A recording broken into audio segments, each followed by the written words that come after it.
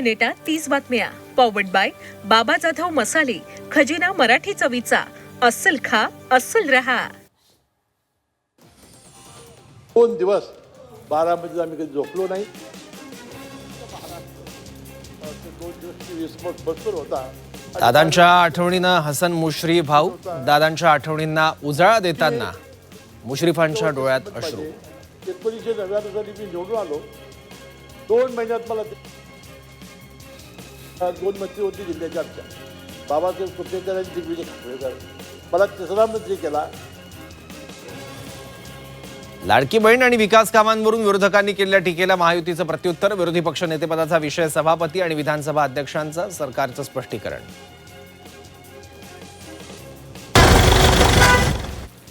मुंबई पुणे हायवेवर पुन्हा गॅस टँकरचा अपघात. ब्रेक फेल झाल्यानं गॅस टँकरचा अपघात. चालकानं प्रसंगावधान दाखवत टँकर डोंगराला धडकवला. सुदैवानं गॅस गळती नाही. विदर्भाला अवकाळीचा फटका. गोंदिया नागपूर जिल्ह्यात ढगांच्या गडगडाटासह जोरदार पाऊस. काढणीला आलेल्या शेती पिकांना फटका.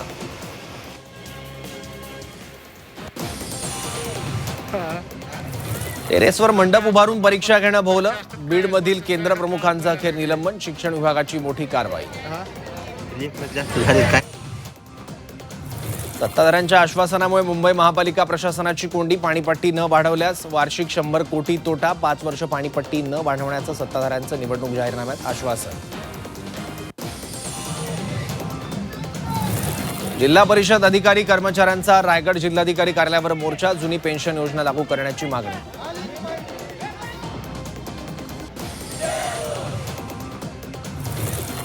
दिल्लीत अमित शहा यांनी भारतातील पहिल्या सहकार आधारित ride hailing platform Bharat taxi launch केली. या टॅक्सीमुळे नागरिकांना सहज प्रवास करता येणार आहे. तसंच कार्यक्रमादरम्यान शहांनी भारत टॅक्सी चालकांशी संवाद साधला.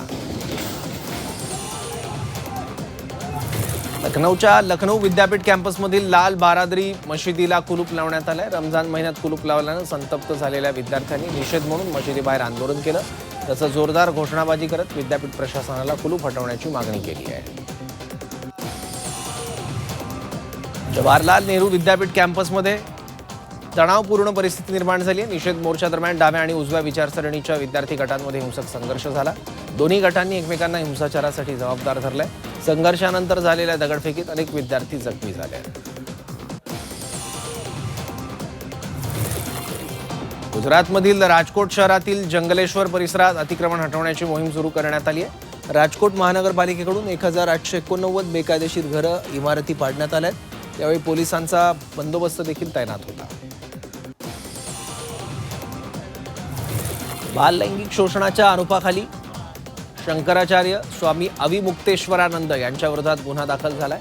प्रयागराज पोलिसांच्या पथकानं हरदोई इथल्या पीडितेच्या कुटुंबाचा जबाब नोंदवला. दरम्यान शंकराचार्य यांची चौकशी होऊन अटक होण्याची शक्यता आहे.